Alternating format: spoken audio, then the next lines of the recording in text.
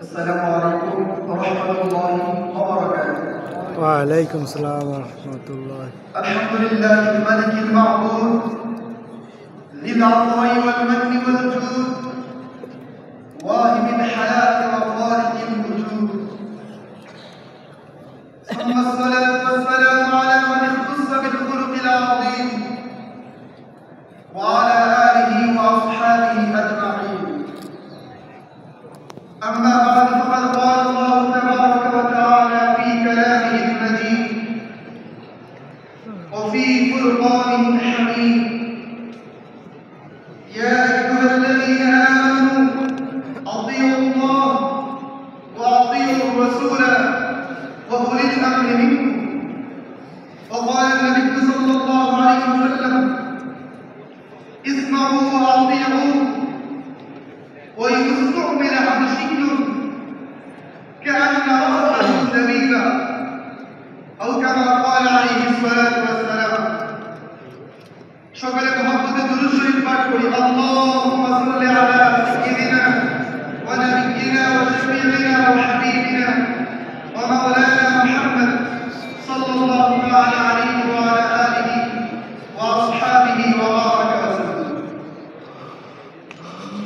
উপস্থিত ঐতিহ্যবাহী ঐতিহ্যধন্য শতাব্দীর আধ্যাত্মিকতার প্রাণ কেন্দ্র সোনারগাঁও দারুল দরবার শরীফে বর্তমান প্রতিবেশী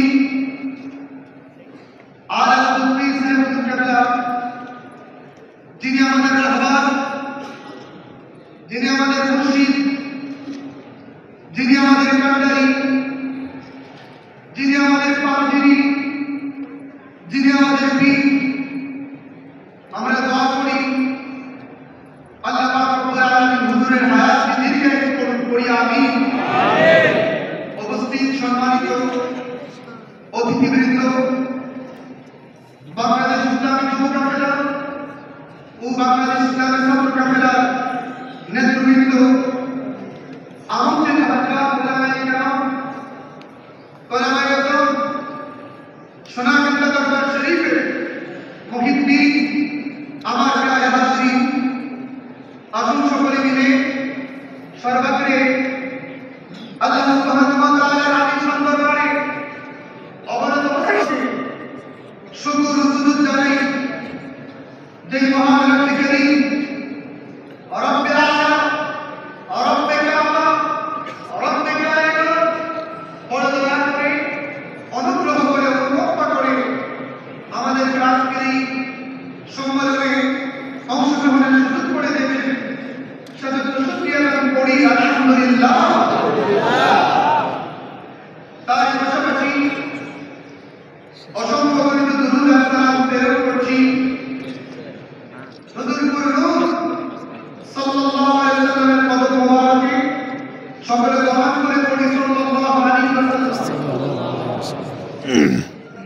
সুখী আমাদের বড় সাআদত, আমাদের বড় সৌভাগ্য, আল্লাহ পাক রব্বুল আলামিন আমাদেরকে এই দিন মজলিসে অংশগ্রহণের সুযোগ করে দিয়েছেন।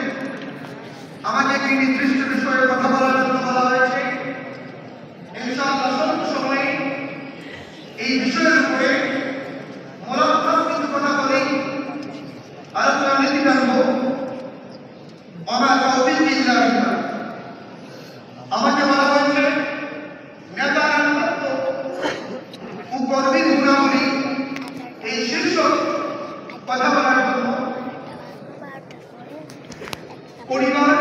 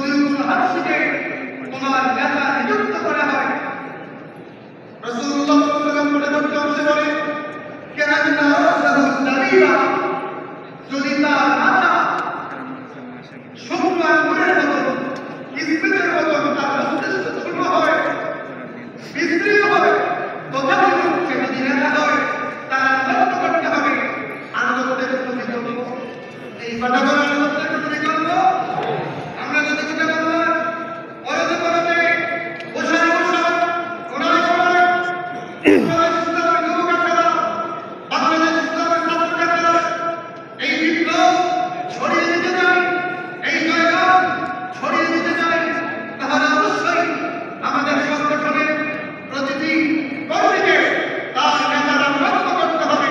এর কোনো বিকল্প এই কথাবারের বিকল্প এমন কর্মী আমাদের দরকার যে নেতারা লক্ষ্য করবে। আনুগত্য বলতে আমরা কি বুঝি? আনুগত্য কি? আনুগত্য হলো কোন প্রতিবাদ, বিতর্ক, উপরিবর্তন ব্যতিরেকে নেতার কথা শ্রবণ করা, মান্য করা, এটাই হলো আনুগত্য। অতএব এই আনুগত্য যদি আমরা আমাদের মাঝে ধারণ করতে পারি, আশা করা যায় সেই দিন আর